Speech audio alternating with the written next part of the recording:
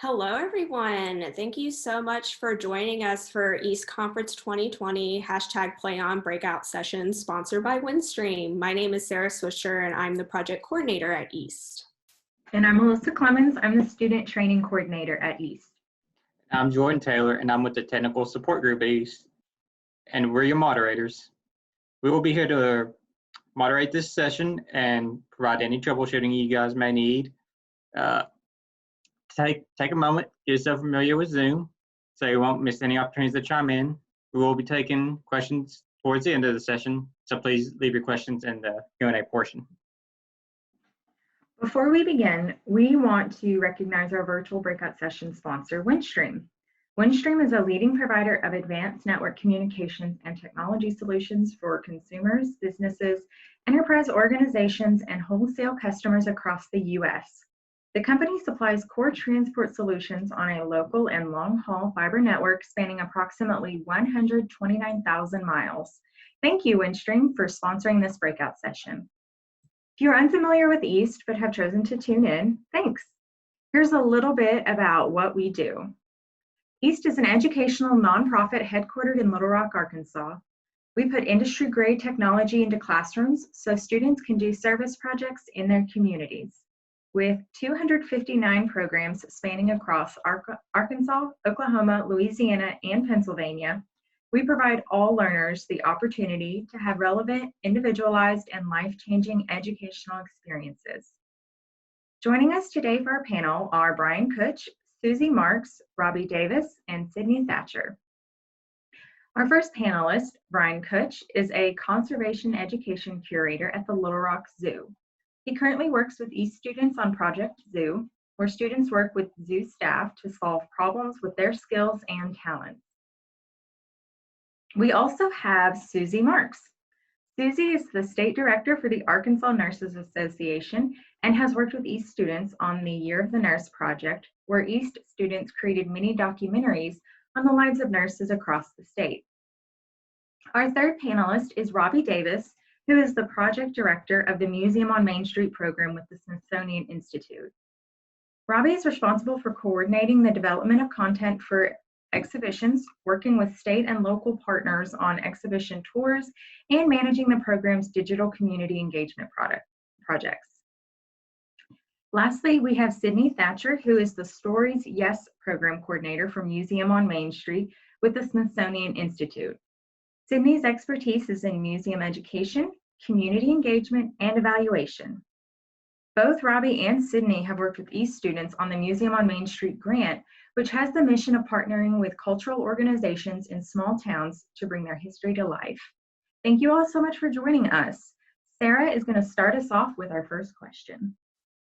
All right, thanks, Melissa, and thank you guys so much for joining us today. I have to give a quick shout out to Brian because he kind of came up with this idea since we've been working together on Project Zoo, and I've been working with all of these panelists on a lot of projects with East students, and so I'm excited to have this panel and talk about, some questions around community partnerships.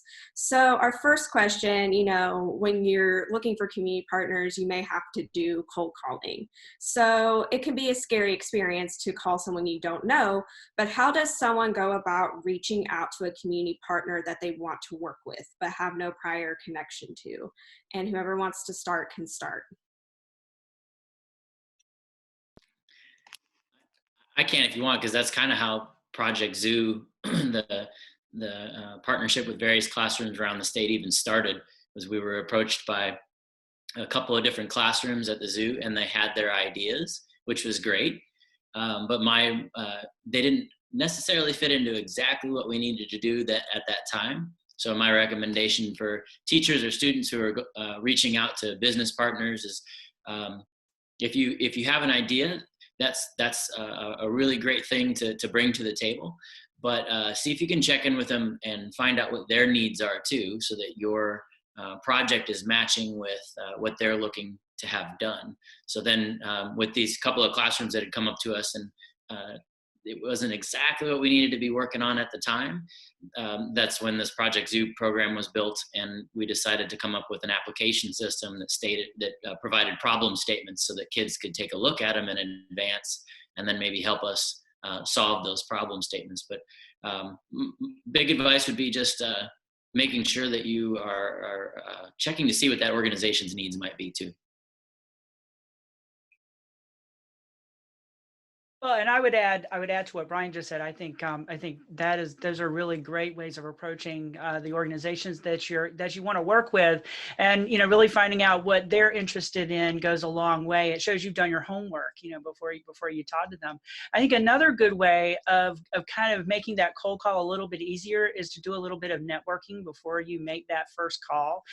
You may well know someone who knows that person you're reaching out to. They may be in your neighborhood circle, or with an organization that you or a family member belong to. And if you ask around a little bit, you might just find out that the person who lives next door to you knows the person who works with that organization and would be happy to make an introduction on your behalf, and just reach out to that person and say, I'm working with a student who's really interested in knowing more about your organization and would love to work with you and thinks that you could be of assistance to what they're working on. So that's a great way too of kind of taking the pressure off and learning to work with someone new. With Museum on Main Street, community partnerships are a huge part of what our host organizations do when they bring in our exhibitions. And just getting to know people in their community and knocking on doors often goes a long way towards getting them the help that they need.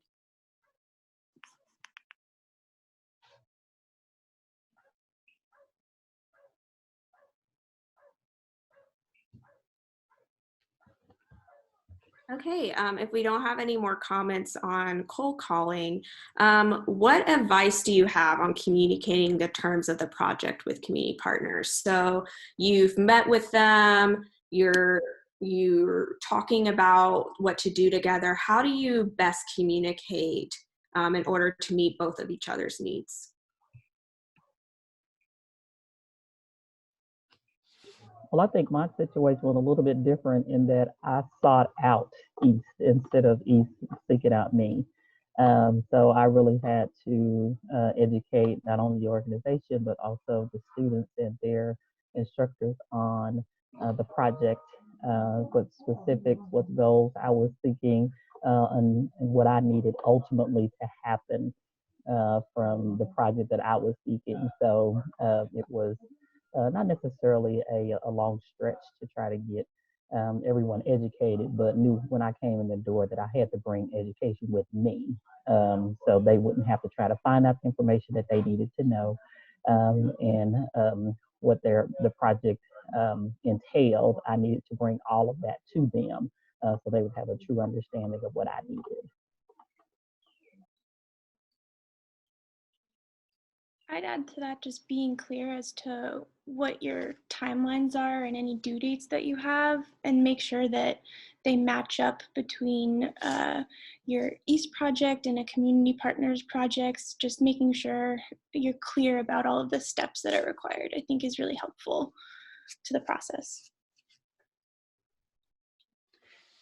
And I'd add to that, don't be afraid to put it in writing either. If memorandum of understanding and all of that might sound a little bit legalistic and like a lot of work, but a simple one-page understanding of what everyone's role in the project is, and as Sydney said, when things are due, and when you need information from others or when they need information from you, can go a long way towards making sure there are no misunderstandings. And if I was to add something to this, it would probably be keeping in mind, again, the teachers or the students, that it depends on the business or the person that you're working with at that business, but you may need to give quite a bit of lead time, even on an email or something like that. It can sometimes take some of us a little too long to get back to people. And knowing that if you have questions about your project, it may take a little bit longer than you're thinking for that answer to come back around. So ample lead time helps a lot. I agree. If you can get it in writing, that's really great. If you can't, though, at least ample lead time. But at the same time, I'd also say if you're dealing with somebody who does take a little bit longer to get back to you, don't hesitate to bug them a little bit. An extra email or two, or even a phone call is not a bad thing.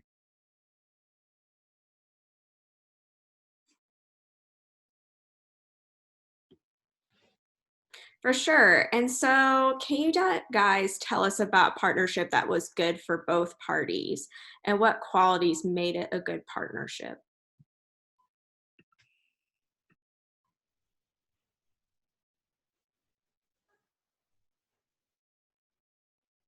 Well, I'll jump in on this one. I mean, our Museum on Main Street program has been around for 25 years now and has been characterized by a lot of partnerships, not just ones that we've done at the Smithsonian to kind of broaden out the services that we could offer to the organizations that we're working with, but on their part as well. And as well, the students who've worked with us on Stories Yes project. So I think the whole project is really exemplified by the things that people do at the local level to really create a great network of people who are interested and involved and are getting into these all these different things. And I would say that a partnership that's been really, really good for us, just speaking on one I have direct work with on a regular basis, is we found a few years ago, actually several now, an organization that could help us with storytelling.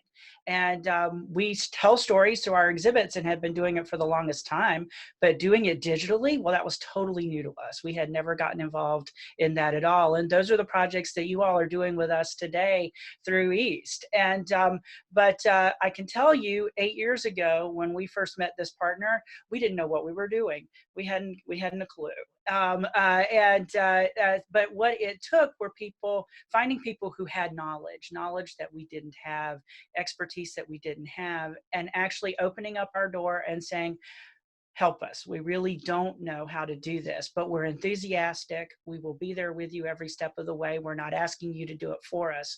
We want to do it with you.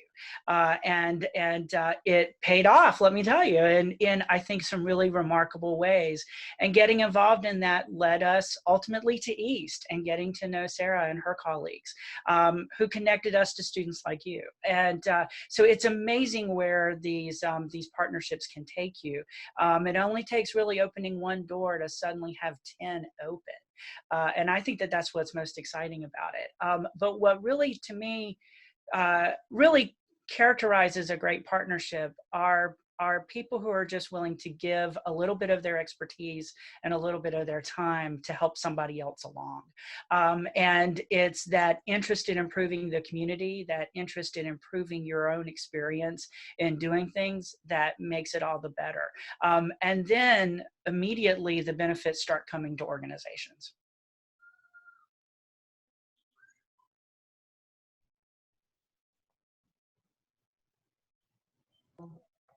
Well, I would say that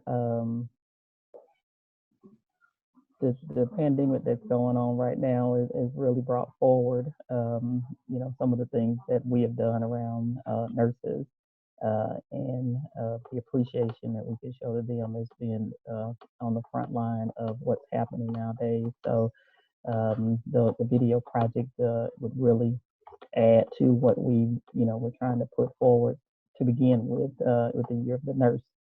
So this has, really been a good project, and just being able to move forward with it has been something we can look forward to and showcase, what nurses have done within the last, month in our state, and what the appreciation they show for their own career path. So.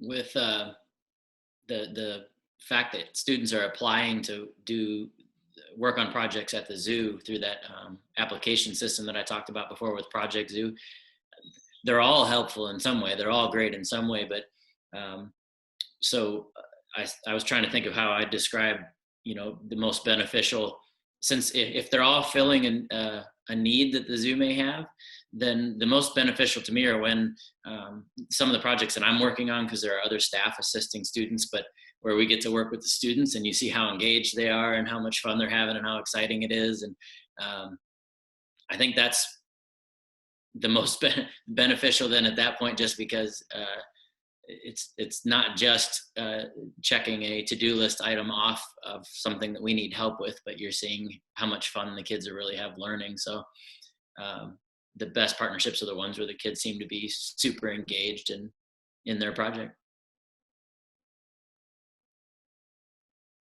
I think if anything, this time has showed me that definitely flexibility and understanding people's situations and communicating about situations that you're in has been really important to making a good relationship and continuing to have a good partnership. I think that's really important. For sure. And so now I'll ask you, have you ever had a time when a partnership didn't work out or was no longer beneficial? And how did you go about handling that situation in your professional life?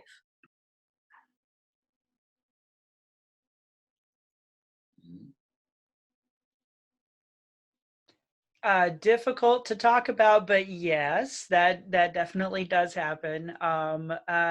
You just have to be as professional in how you approach it as you can. Recognizing that it's when something works out, something doesn't work out, isn't a personal thing. It is a situation where the benefits that needed to be realized simply aren't going to happen, and that can happen for a variety of reasons. It could be timing. It could be a situation like what we're going through right now, where things are delayed and organizations can't operate, and therefore you just need to retool and figure out a different way of doing things. So I think the important thing is just recognizing that it's nobody's fault. It isn't personal. And if you have to break it off, you can do it in a really positive and mature way. Try hard not to burn a bridge. You might want to work with that organization again in the future. It doesn't have to end in a way that means that you don't like each other or that you're angry. It can just be, you know what, it looks like it's just not going to work out because the school year's ending and we're not done yet. And that's okay. It happens. And we can agree to meet again on the other side of the summer and try to work it out in a new or a different way that might make it more productive. So just keep your options open when you have to do it. Don't feel like you have to completely shut the door with someone. You can end things in a really positive fashion. And we find ways to do that. We really do try. In our organization, we had a partnership breakup about 10 years ago, and it had lasted for almost 15 years. And it was painful. It was painful. We had to retool the way that we did things. We had to look at things differently, but we really worked hard for it to be a friendly partnership that was dissolving. And it was dissolving because both of us needed to do things in a different way. And we worked really hard. And today, that organization and the organization I work with, we do still work together. We just work in a different way. We're not as tightly wound together as we were before, but we don't hate each other. And it is totally possible to end a partnership in a way that you can still be good friends and still find positive benefits in the future.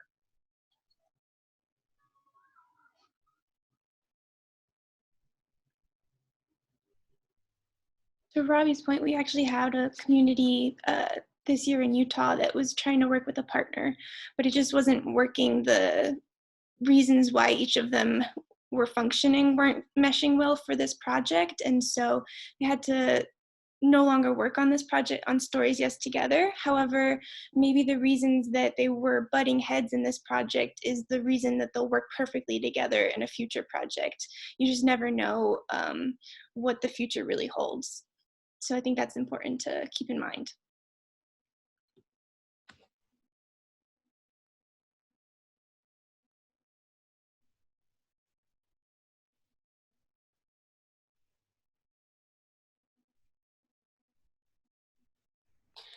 If there's no other additions to that, another question, and some of you have brought that up a little bit, but how have you guys reconfigured working with community partners while we're all, working from home and kind of, we don't know what's going to be happening next and when we'll be going back to work because of COVID-19? How has your teams or your company configured that?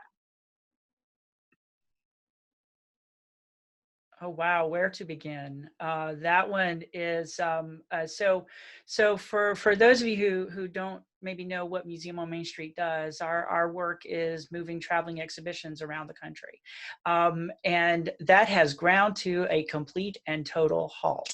We have been reconfiguring on a daily basis ever since kind of work from home orders came for us the second week of March. And every day is different. Every day you hear from a community that can't get back into its building, is unable to offer its services to the public. And it's heartbreaking because they've had years of planning for hosting a project and now they can't do it.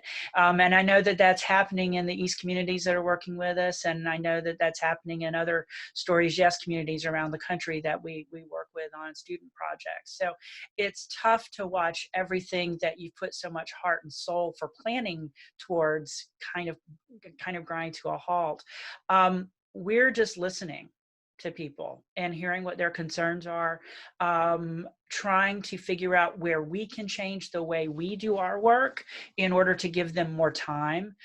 We have been committing to going out and doing things completely differently, mixing up our schedules, delaying things, making sure we can give host organizations extra time with exhibits so that they can salvage a little something when we are able to go back, and they can still feel like there's a little bit of a bright light out there on the horizon that says, we'll be able to do something. The other thing that we've been encouraging them to do is to use social media and to use digital projects to their advantage. Maybe they can't show our exhibit, but they still have great local history that they can talk about. They still have great cultural traditions that they can talk about on their own social media. They can tie it back to our exhibit, but people don't necessarily have to see our exhibit for them to have a good time talking about things that are important in their own communities. So we've really been encouraging that, and it's been really encouraging to see how many communities are doing just that. They're still taking this opportunity to say, our town is important. Our community has these great assets, and we want to talk about it with people, and they're using Facebook, they're using Zoom, they're making videos and they're putting them out there. So people are really good at adapting, and I think that that's the one maybe bright light we're seeing in a lot of this.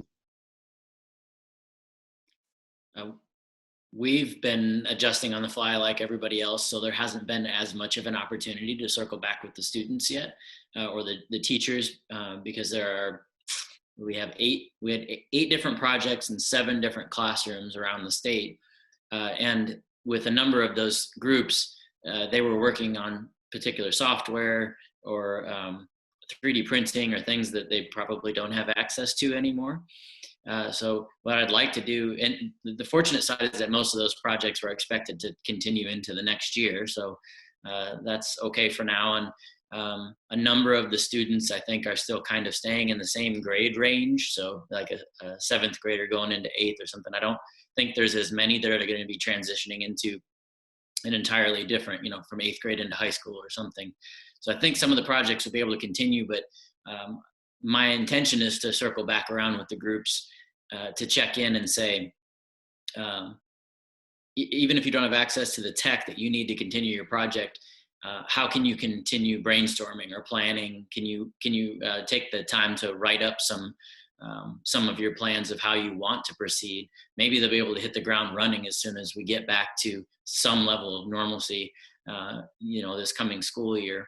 But it doesn't mean that they can't take advantage of it now. And then I would be interested to see if we could possibly do some sort of Zoom calls with the students, because we might be able to get a little Q&A done again, just for the brainstorming process. But quite a few things are probably on hold because that tech, even if it's just software, that tech's probably at school.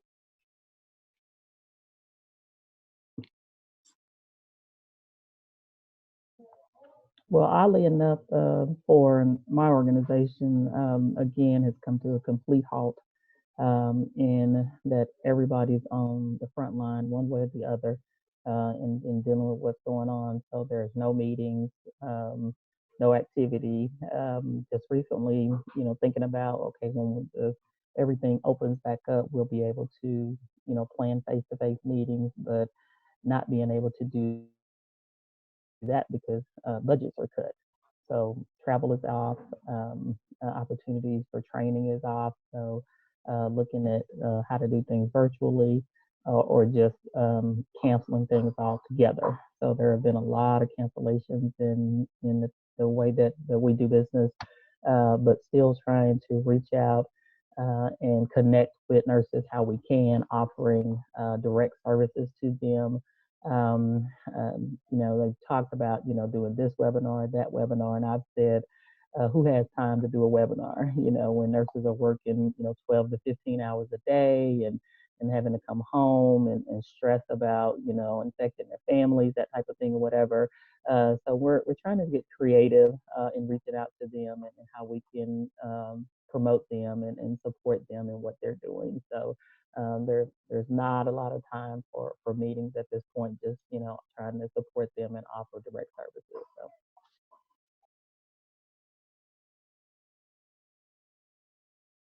I know tools like Zoom and FaceTime or whatever video chats have been really helpful. I think that face-to-face feature is really important to understanding each other, and seeing expressions is really important. And I know in our Stories Yes projects, it's kind of come to a halt because a lot of students can't go out and interview local community members like they normally would, but some have been trying to do things like calls and recording calls, or maybe they're looking into doing Zoom videos and recording just like this. So I think that's really, it's an interesting time. For sure. Thanks, you guys. And to add to that, what would you say to students that, in Arkansas, we're not going back to school this year? How can students stay motivated in their projects and keep working in their projects? What is some advice for students in that position?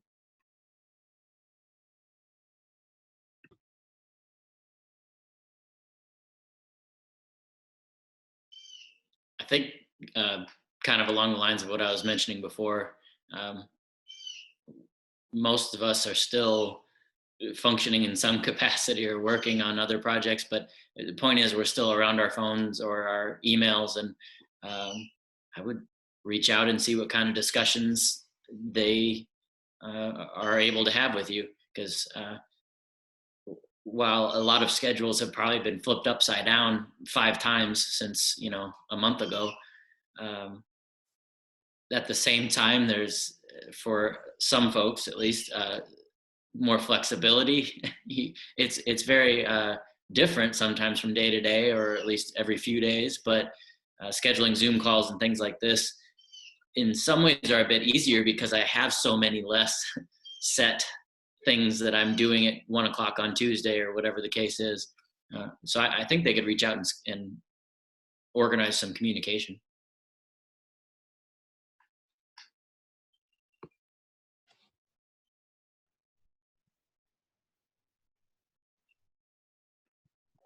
Well, I think that there's still opportunities for their instructors if they've put together, projects that may have been put on hold, or develop new projects while they're at home. And like Brian is saying, you're not as distracted by class time and that type of thing. So you can put more into developing a new project. So if there's something that they've been wanting to work on, and they've had to put on the back burner, or if there's a new thing that you want to be engaged with, whatever, here's an opportunity to do that, or come up with a new project while you're home, and use platforms such as this to outreach with each other to see where you are in the process and how you can move forward with it.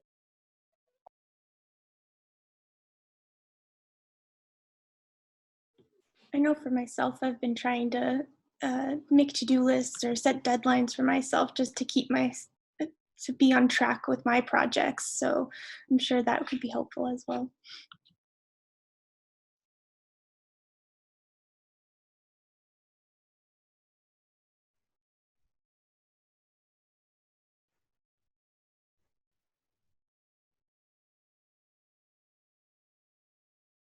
Kind of moving away from the COVID-19 talk, another question is, what skills do you think East students are developing by working in their community on projects?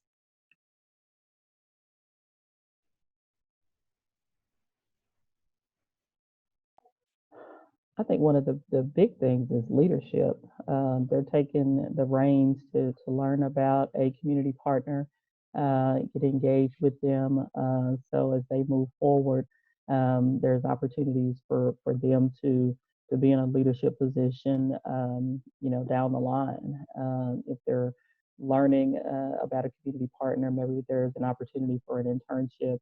Maybe there's opportunities for a position with them further down the line in that area. So they're learning about, their own future. So if they will be ahead of the curve when it comes to getting information about, different options for college or career paths or that type of thing, based on, working with um, different community partners and the things that they learn and as they work on different projects, whether it's technology based or as for, my thing was video based or whatever. So they're learning a different skill with every community partner that they engage with.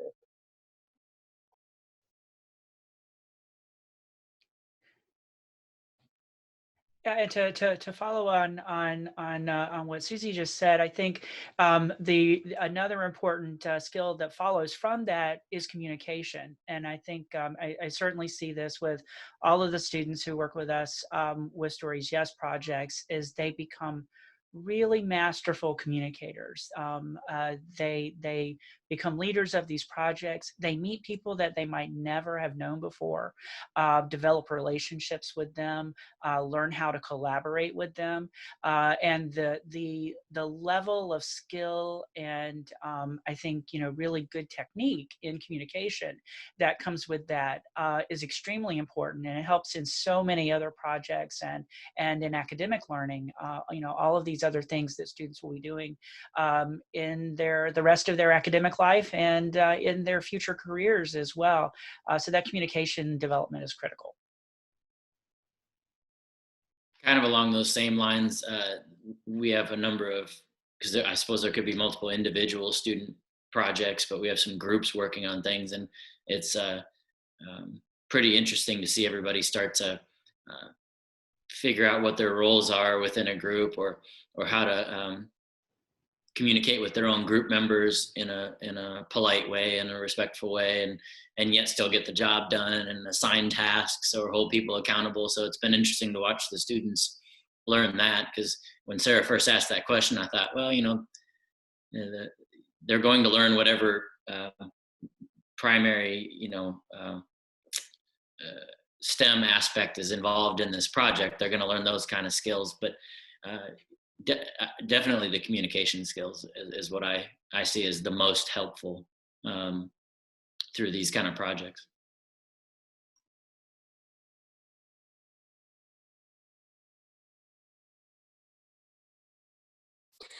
Communication has come up a lot across all of our panels and sessions, and how important it is in order to just excel in East and in your career. So we've asked this question before, but I really want to see what your responses are. How can students work on their communication skills?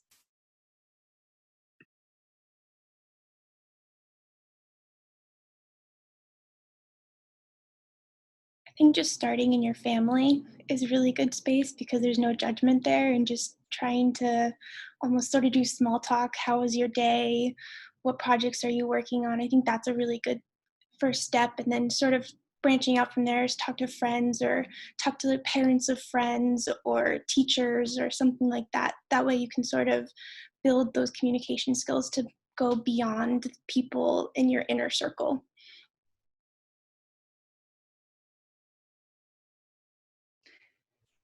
Yeah, to piggyback on that, I agree with Sydney, and I think, not just developing your comfort level in talking with people through doing that, and talking to people. Love the lack of judgment. That's what's really great there when you're talking to a family member or you're talking to a friend. They're gonna tell you exactly what you need to know, and do it and tell you that in a way that makes it easy for you to kind of move forward and learn from the experience. And I think that makes it so great. And test your questions on members of your family and on your friends as well. They may give you a different way of asking a question that can be very, very helpful, and can help you maybe think about it a little bit differently, or put a twist on it that gets completely different information. So don't be afraid to, hey, go to the dinner table and ask a question that you've been thinking about, and seeing how your friends and family respond. I might say something along the lines of as you're communicating with your community partner, maybe students, watch the types of responses that you're getting in return. Did you, the email that you sent, did you get the answer that you needed?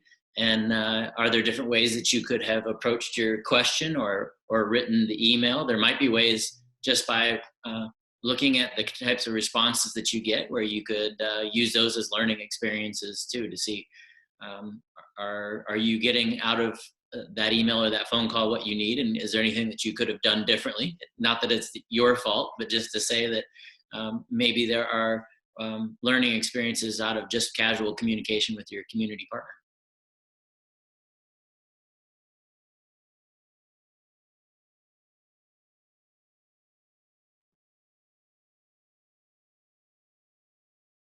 All right, if there's no other additions to that question, what would you say to community partners who are currently working with East students? What's a piece of advice? Or someone that wants to work with an East student? I would say feedback is really important.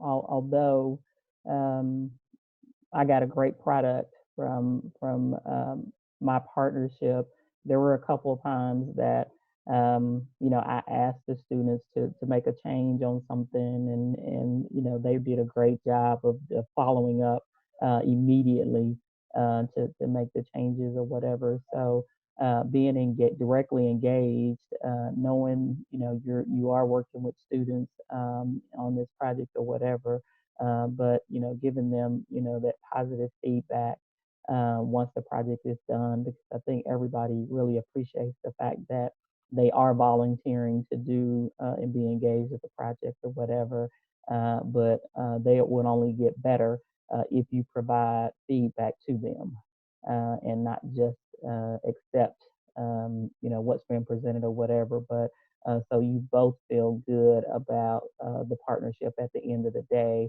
and that way it's something that can move forward as you're thinking about someone that you can partner with on a certain project, because I'm not sure that everybody would think about East as a natural partner, and I thought about them as a natural partner just because of trying to get students engaged in certain areas or whatever. So I think that communication and feedback is really important when developing a partnership.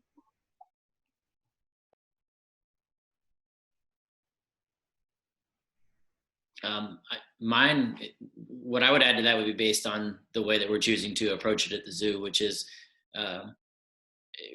in like with Susie saying that people maybe not always thinking of East as a partner. What are some projects that as a potential community partner that you would love to have done that you just don't quite have the time to tackle?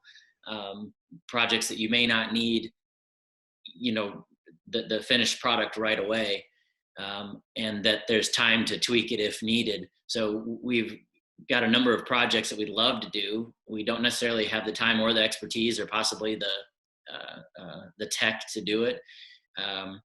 But it's not something that we need in 3 months or even in 6 months. It's something that could be done in about a year's time. And you might surprise yourself with what the kids can do and the kind of product you may receive in the end. And to say that, okay, so it's a project that's going to take a year and a half, but that doesn't mean you're going to be spending 10 hours a month on it. No, actually we have minimal, and I don't in a good way, but communication with the students, because we'll give them assignments and they're off to the races and they just check back when they need some assistance. So to say that to pick something that might take a year to get done doesn't mean that as a community partner you're going to be spending a lot of your personal time on it. I think you get a high return on your time, and it's not something that is going to be a burden. If nothing else, it's pretty enriching and re-energizing to talk to the students on projects like this, as opposed to your average business meeting that you go into. I would add to that too. Be open to doing your work a little bit differently. Think about ways that you can add students into the routine of your organization. With many of the East students that we work with will start working with a local museum or a local archive or cultural organization. A lot of times those organizations maybe have not had experience with younger volunteers. And so initially there's this kind of phase of working through what that's like and how are those things going to work? Will the precautions that they take for handling artifacts and dealing with, historic materials, will that be problematic? And I think they always find, no, it's not, because once they show students how they do their work, which is something students are intimately interested in. Students are excited. They want to see behind the scenes. They want to know how these community partners are going about doing their work, that they realize very quickly how much energy can actually be brought into their work environment by opening the door to students. So my advice would be to have fun with it. Just figure out the way that you can bring in someone who's got a totally fresh perspective and is totally interested in learning how you do your work, and letting them be there beside you. It's in the communities that we've worked with, we see a lot of good come from that. That just let the kids be creative. They'll come up with some out of the box ideas that you will have no idea or wasn't even on your radar, and it'll be great and it'll be what you were looking for the whole time. So just allowing students to sort of take creative reign of a project can be it's a fun ride. Something hit me at the end too, that this would go for any business, any community partner, but I think especially for maybe larger businesses, especially for-profits, you should be telling the story. This is great PR to talk about that sort of community involvement. So I think if there was a potential community partner, that their marketing people, their PR people may really love the cool stories that you get to tell about what the kids are learning and what they're doing, because oftentimes it's so different from what might be getting done on an average day in a classroom.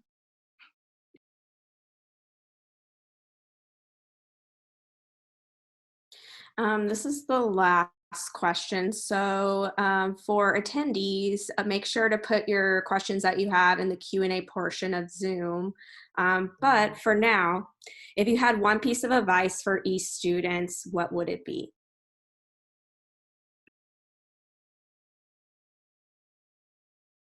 I would say think outside the box.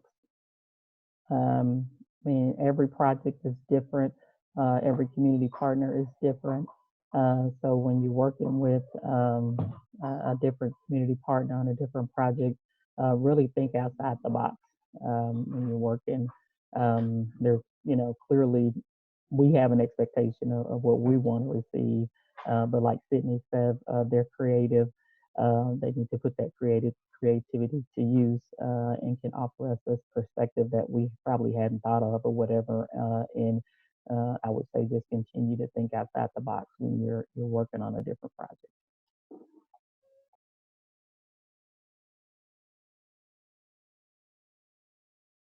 I'd say don't be afraid to ask questions, ask advice, be curious about something. It'll not only help you with projects with East, but it'll help you throughout life, really, because everyone's always trying to get the next best thing. And so asking questions is, I think it's really important to just for your future, too. Well, and I would add to that, just as I said with the community partners, have fun with it. Enjoy getting to meet people and getting to know people in your community, and think about the ways that the contacts that you're making now as part of the projects that you're working on might serve you in the future, and could be a person that could help you with a college application or finding a job further on down the line. It's amazing how far these projects may be able to take you. So enjoy that ride. I think I would say do your homework on your potential community partners. So if you have a really great idea or just an interest, find out who's going to best match up with you. Because if you can find the right partner from the get-go, the whole process will probably be more fun and more engaging for you. So I would say do your homework on your potential partners before you dive too far into a project.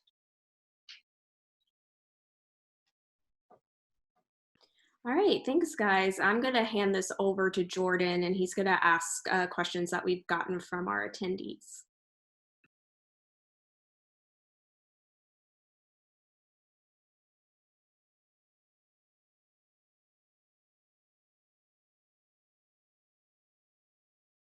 Looks like I had some mute shenanigans.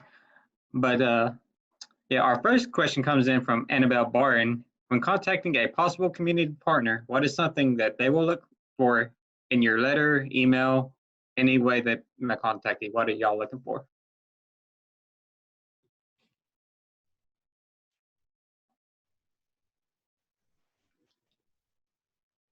I think for most community partners, they're looking initially to identify,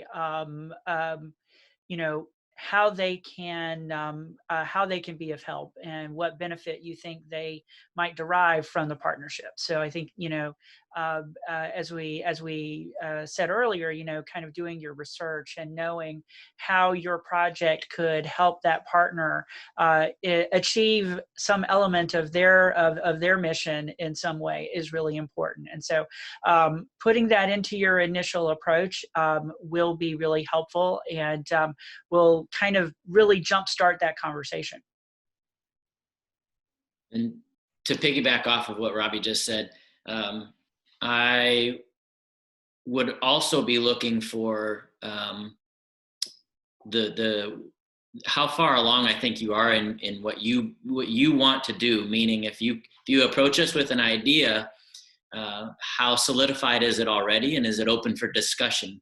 Because if it's really, really well defined, it may not fit in, like he was saying, to exactly what we want to do, but it might be close. So if you're willing to leave it open for discussion, and that part of your email includes, is there a date and time in the near future when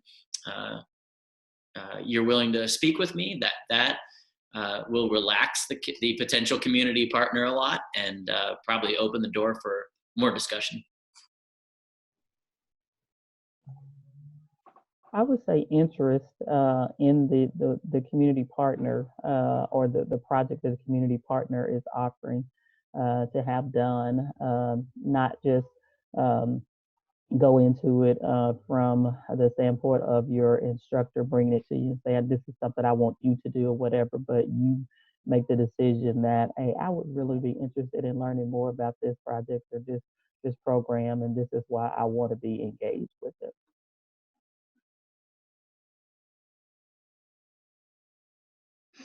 All right. So Annabelle's follow-up question to that would be, do you have any advice to how to look for a community partner that will work properly with your project?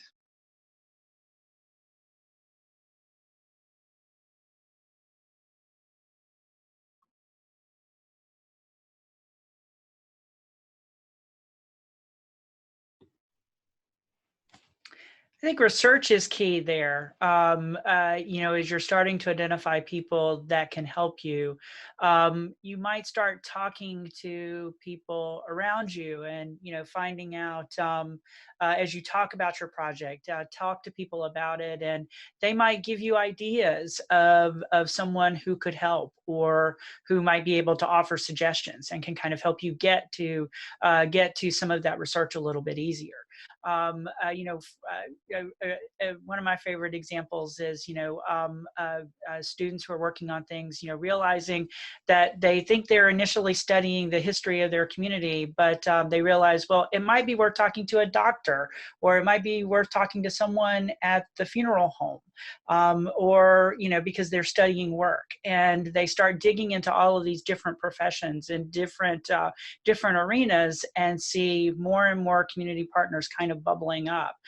So it isn't a situation where there's just one person who might be able to help you, but there could be 10 or 20, who knows how many. But talking to the people closest to you, your family, your friends, and asking for their thoughts may open some doors for you.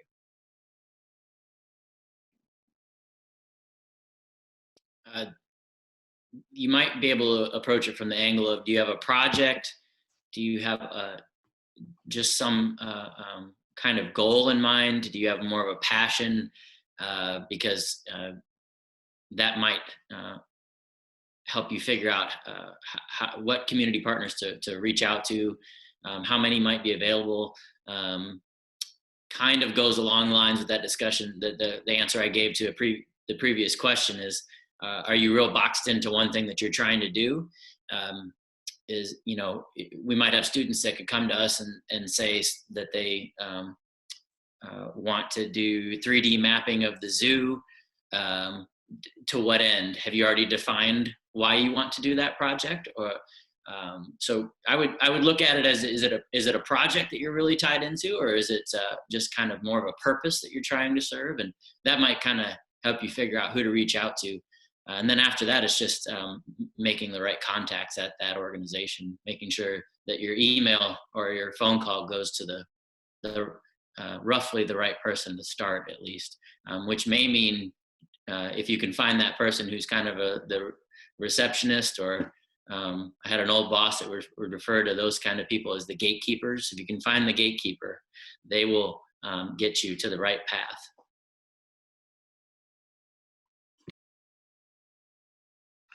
All right, I think we can squeeze this question in, and I apologize if I get this name wrong, but Valadi de la Garza would like to know, what inspires you to do what y'all do?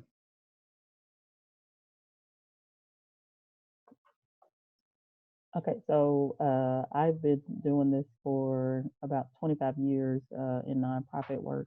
So it all goes back to giving back to the community, to citizens of our state, and just, finding a problem, seeking out answers to it, is, what folks that work in nonprofit work do every day. There are ways that we can affect change on people's lives in different ways. So it all goes back to just giving back in different ways.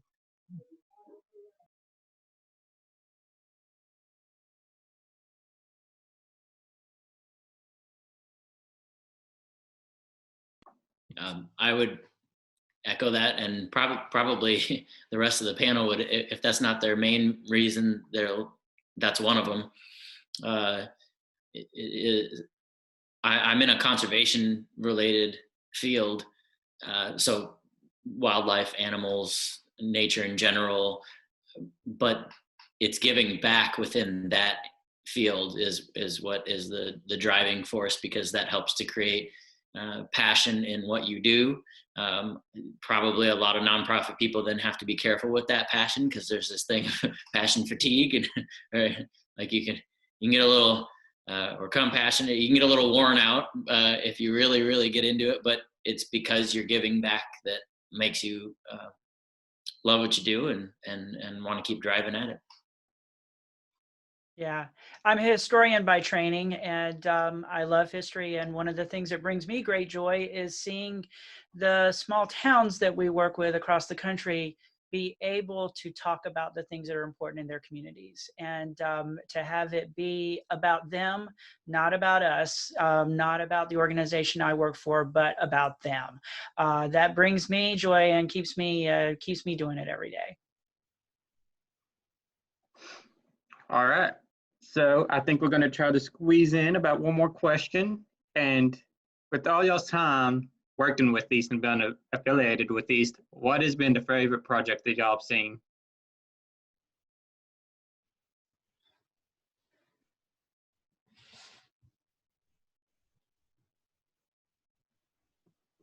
Oh, that's hard. Because so many are really wonderful. You know, we've now worked with, gosh, probably 10 to 15 different classrooms over the past few years. And they're all so great. Two that stand out in my mind, though, because I'm not going to say which one was the best, but we worked with students in Tontitown, Arkansas, up in the northwest corner of the state, and it was middle school students who made their own app after interviewing people in their community about their Italian heritage, and had filmed them cooking food, and then had a picnic table that they stuck these iPads into so people could watch the videos at their local museum. Thought that was really super duper cool. And then in Poto, Oklahoma, just last year, students really dug deep into their Choctaw heritage and absolutely created a gorgeous exhibition. And what really stands out to me there is it was all about them. It wasn't about the Smithsonian. It wasn't about the resources that we had given them or that East had given them. It was about their community, and they made it their own. Love that. Love to see that.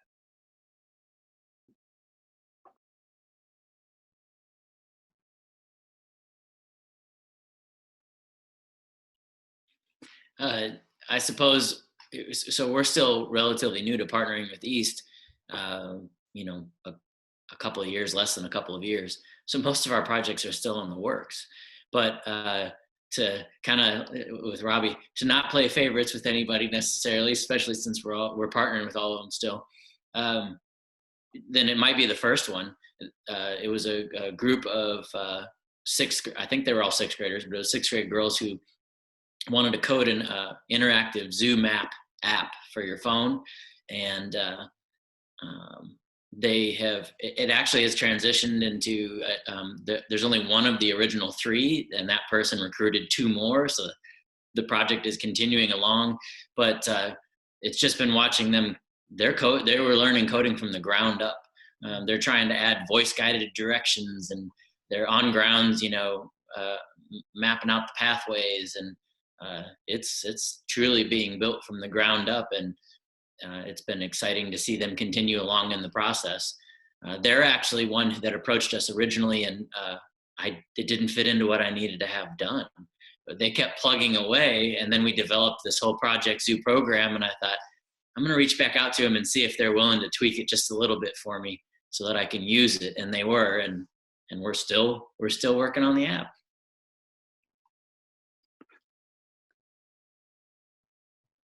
Sounds pretty cool.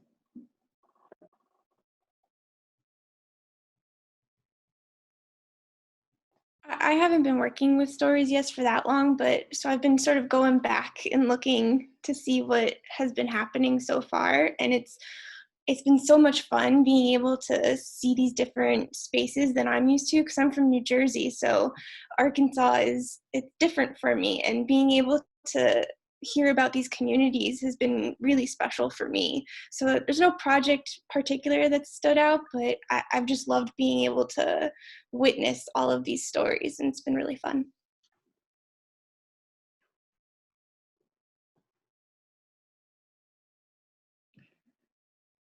All right, well, I do believe it's right at 2 o'clock, so I'm gonna hand this back over to Sarah. Hey, thanks, Jordan. And thank you guys all so much for being a part of this panel. It's been a lot of fun. I've learned a lot of stuff, and we just really appreciate it. So I'm going to hand it over to Melissa to give us some information on what's coming up next. All right. So thank you so much, everybody, for tuning in. Before you leave, don't forget to take the survey. The link is in the chat. Our next webinar is Coding Takes Flight, The Rise of the Female Mentor with Wade Ward, featuring Catalina Peterson, Natalie Hernandez, Madeline Zaysene from East Don Tyson School of Innovation on April 14th from 1 to 2 p.m. Central Time. Sign up on the eastconference.org website or join us on Facebook Live on our East homepage. You can even watch it later on YouTube. If you have any questions about East or possible partnerships, please email us at eastinfo@eaststaff.org. And to learn more about East students are doing in their community, follow us on social media at the East Initiative or visit our website at eastinitiative.org. Thank you so much, everybody, and have a great rest of your day.